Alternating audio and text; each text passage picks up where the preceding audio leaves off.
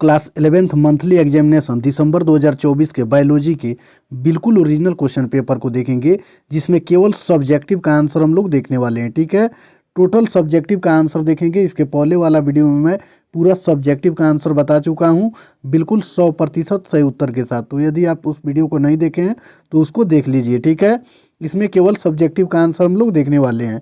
यदि आप चैनल पर पहली बार हैं तो चैनल को सब्सक्राइब जरूर कर लीजिए और अपने दोस्तों को भी शेयर जरूर कीजिए। ठीक है, चलिए इसमें हम लोग देखेंगे। देखिए, सबसे पहले हम लोग क्वेश्चन को देख लेते हैं। क्वेश्चन के बाद में लगातार आंसर को देखेंगे। देखिए, ये ऑब्जेक्टिव टाइप क्वेश्चन है। इसका आंसर इसके पहले वाला वीडियो में मैंने अपलोड कर दिया है। इसमें केवल लघुत्तरीय प्रश्नों को ही हम लोग देखेंगे। देखिए, क्वेश्चन नंबर 1 में पूछा हुआ है कि वृद्धि की परिभाषा दे एवं एक उदाहरण भी दे। ठीक है, तो इसका भी आंसर आपको इसी वीडियो में मिल जाएगा। 2 नंबर क्वेश्चन में पूछा हुआ है कि मानव श्वसन तंत्र का नामांकित चित्र बनाएं। ठीक है, इसका आंसर मैंने इस वीडियो में नहीं दिया है। आप क्या समझते हैं, इसका आंसर आपको मिलेगा इसी वीडियो में। 4 नंबर क्वेश्चन में आया हुआ है कि प्रकाश तथा अप्रकाशीय अभिक्रिया में अंतर स्पष्ट करें। इसका भी आंसर आपको मिल जाएगा। फिर 5 नंबर क्वेश्चन में है कि समसूत्री विभाजन के चरणों के नाम लिखें।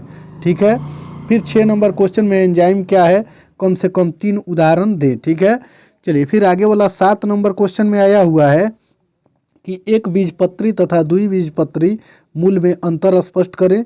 और फिर 8 नंबर क्वेश्चन में पूछा हुआ है, 8 नंबर तो कट ही गया है। ठीक है, दीर्घोत्तरीय क्वेश्चन को देखेंगे। आपको 5 ही क्वेश्चन बनाना है लघुत्तरीय से, तो 5 का आंसर इसमें दे दिए हैं।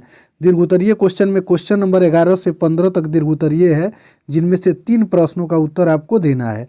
ठीक है, चलिए तो यहाँ हम लोग क्वेश्चन नंबर 11 में देखेंगे कि ग्लाइकोसिस के चरण को लिखें। तो इसका आंसर आपको मिल जाएगा इसी वीडियो में। 12 नंबर क्वेश्चन में आया हुआ है कि पादप वृद्धि नियामक क्या है, उदाहरण विस्तार से समझाएं। और फिर 13 नंबर क्वेश्चन में पूछा हुआ है कि मानव रक्त परिसंचरण का व्यवस्थित चित्र बनाइए। इसका आंसर हम नहीं दिए हैं। क्वेश्चन नंबर 14 का आंसर देखेंगे, विभिन्न प्रकार के प्रोटीन संरचना की उदाहरण सहित व्याख्या करें। इसका आंसर आपको मिल जाएगा। और फिर 15 नंबर क्वेश्चन में आया हुआ है कि निम्नलिखित पर संक्षिप्त टिप्पणी लिखें, जिनमें ए नंबर में दिया हुआ है प्रकाश श्वसन और बी नंबर में गोल्गी उपकरण। ठीक है, चलिए अब हम लोग लगातार उत्तर को देखेंगे। देखिए, क्वेश्चन नंबर 1 में पूछा हुआ है कि वृद्धि को परिभाषित करें। क्वेश्चन नंबर 1 में जो लघुत्तरीय क्वेश्चन है, इसमें आया हुआ है कि वृद्धि को परिभाषित करें। तो इसका उत्तर हम लोग देखेंगे कि किसी कोशिका अंग या संपूर्ण जीव के आकार आयतन में होने वाला अस्थायी व अनुक्रमणीय परिवर्तन, जिससे उसका शुष्क भार बढ़ जाता है, वृद्धि कहलाता है। ठीक है, चलिए फिर आगे वाला क्वेश्चन हम लोग देखेंगे। 2 नंबर क्वेश्चन में पूछा हुआ है कि किण्वन से आप क्या समझते हैं। तो इसका उत्तर हम लोग देखेंगे कि किण्वन एक जैव रासायनिक क्रिया है, जिसमें जटिल कार्बनिक यौगिक सूक्ष्म जीवों की सहायता से सरल कार्बनिक यौगिकों में विघटित होते हैं। इस क्रिया में ऑक्सीजन की आवश्यकता नहीं पड़ती है। किण्वन के प्रयोग से अल्कोहल या शराब का निर्माण होता है। ठीक, देखिए क्वेश्चन नंबर 5 में पूछा हुआ है कि समसूत्री विभाजन के चरणों के नाम लिखें। तो इसका उत्तर हम लोग लिखेंगे कि समसूत्री कोशिका विभाजन या समसूत्रण साधारण कोशिका विभाजन है। क्या है, साधारण कोशिका विभाजन है। समसूत्री जो कोशिका विभाजन है वो साधारण कोशिका विभाजन है।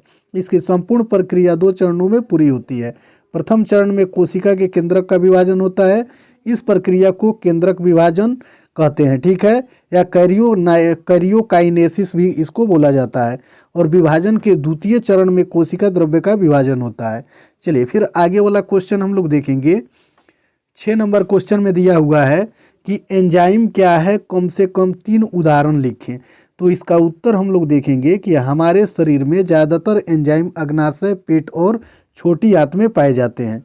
यानी हमारे शरीर में अधिकतर जो एंजाइम होते हैं वो अग्नाशय, पेट और छोटी आंत में पाए जाते हैं। लार ग्रंथियों में पाचन एंजाइम पाए जाते हैं। लार ग्रंथि में क्या पाया जाता है, पाचन एंजाइम पाया जाता है। भोजन को चबाते समय पचाने की दर को बढ़ाने के लिए भोजन में मिल जाते हैं। लैक्टोज, ये छोटी आंत में पाए जाने वाला एंजाइम है, जो दूध में मौजूद लैक्टोज तोड़कर ग्लूकोज और गैलेक्टोज में बदल देता है। ठीक है, तो नंबर क्वेश्चन में दिया हुआ है कि एक बीजपत्री तथा द्विबीजपत्री मूल में अंतर स्पष्ट करें। तो इसका उत्तर हम लोग देखेंगे कि एक पत्ती ठंडल जो पौधा एक द्विबीजी पत्री है, लेकिन एक बीजपत्री पौधा पत्ती अवृंत है, जिसका अर्थ है यह सीधे बिना ठंडल इसके आधार पर जुड़ा हुआ है। ठीक है, पहचान में मदद करता है कि अगले विशेषता सिरा विन्यास है, पत्ते लंबे और पतले होते हैं, कि समांतर सिरा विन्यास है तो संयंत्र एक बीजी पत्री होती है। ठीक है, एक बीजी पत्री होती है। चलिए फिर आगे वाला क्वेश्चन हम लोग देखेंगे 11 नंबर, जो दीर्घोत्तरीय टाइप क्वेश्चन है। तो इसमें दिया हुआ है कि ग्लाइकोलिसिस के चरणों को लिखें। तो इसका उत्तर हम लोग देखेंगे कि ग्लाइकोसिस की प्रक्रिया ग्लूकोज से आरंभ होकर विभिन्न मध्यवर्ती उपापचयों से होते हुए पाइरूवेट तक जाती है। यह रासायनिक परिवर्तन लाल बक्सा एक अलग एंजाइम द्वारा संपन्न होता है। चरण 1 तथा 3 में एटीपी यानी नीले का उपभोग होता है और चरण 7 तथा 10 में एटीपी पीला बनता है। ठीक है, यानी चरण 1 और 3 में एटीपी नीला बन जाता है और चरण 7 और 10 में एटीपी पीला बन जाता है। चलिए फिर आगे वाला क्वेश्चन हम लोग देखेंगे।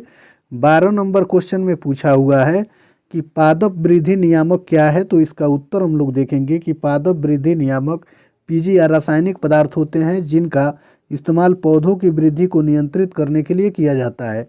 इन्हें पादप हार्मोन भी कहा जाता है।